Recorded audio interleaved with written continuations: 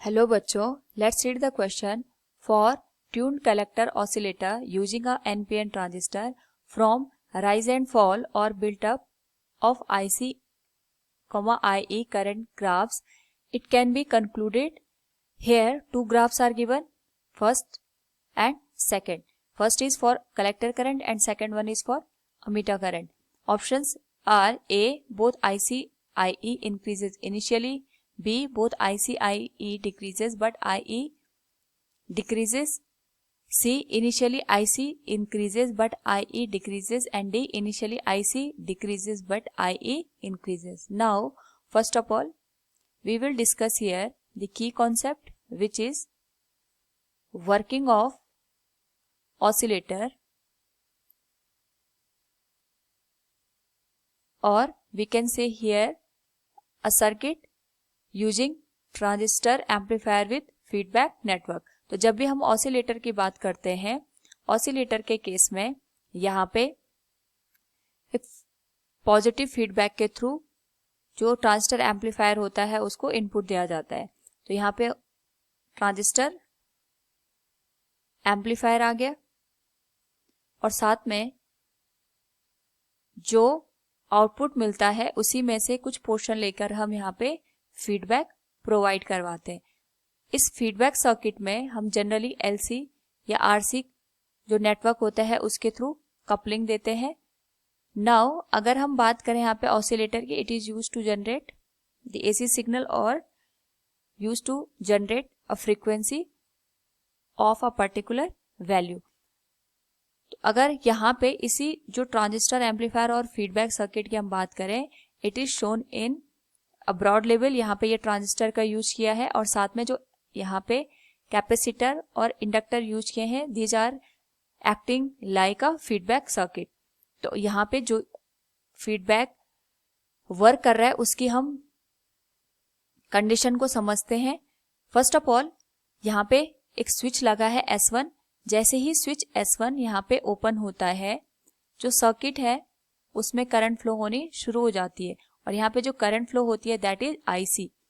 जैसे जैसे यहाँ पे IC की वैल्यू इंक्रीज होगी, जो यहाँ पे T2 कॉइल लगी होती है इसमें भी करंट फ्लो होने लग जाएगी और ये यहाँ पे एक तरीके से इंडक्टिव बिहेवियर को शो करता है.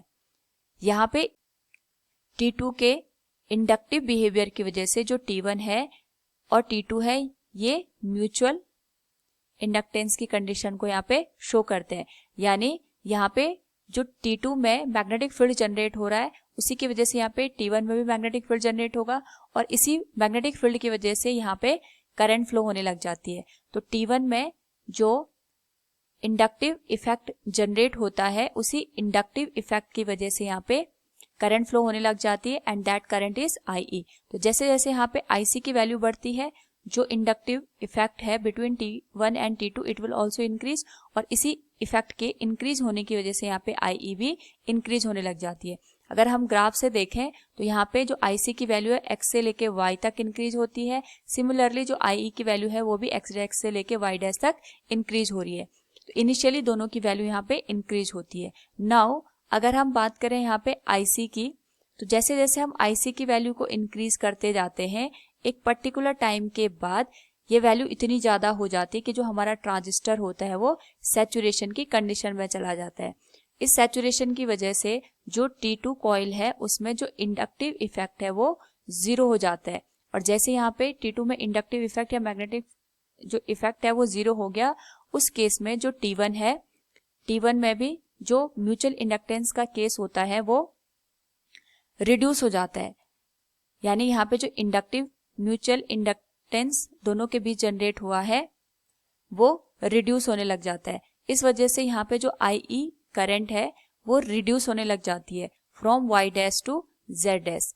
अब जैसे जैसे IE की वैल्यू रिड्यूस होगी, इसके इफेक्ट की वजह से यहाँ पे जो IC की वैल्यू है वो भी डिक्रीज करने लग जाती है और यहाँ पे IE की वैल्यू एक तरीके से जब जीरो हो जाती है, उस पर्टिकुलर केस में IC की वैल्यू भी जीरो हो जाती है और जो हमारा ट्रांजिस्टर होता है ये कट ऑफ रीजन में चला जाता है. सो हम कह सकते हैं अगेन हमारे पास वही सिचुएशन आ गई जब हमने स्विच को यहाँ पे ऑन किया था. तो इस पूरे कंडीशन में अगर हम ऑसिलेटर की वर्किंग देख रहे हैं तो उस पर्टिकुलर केस में यहाँ पे IC और IE स्टार्टिंग में इंक्रीज होते हैं और उसके बाद इनकी वैल्यू डिक्रीज होती है। तो so from the given option अगर हम यहाँ पे देखें, both IC and IE increases initially. Option A will be the correct answer. Hope all you understood it. Thank you and best of luck.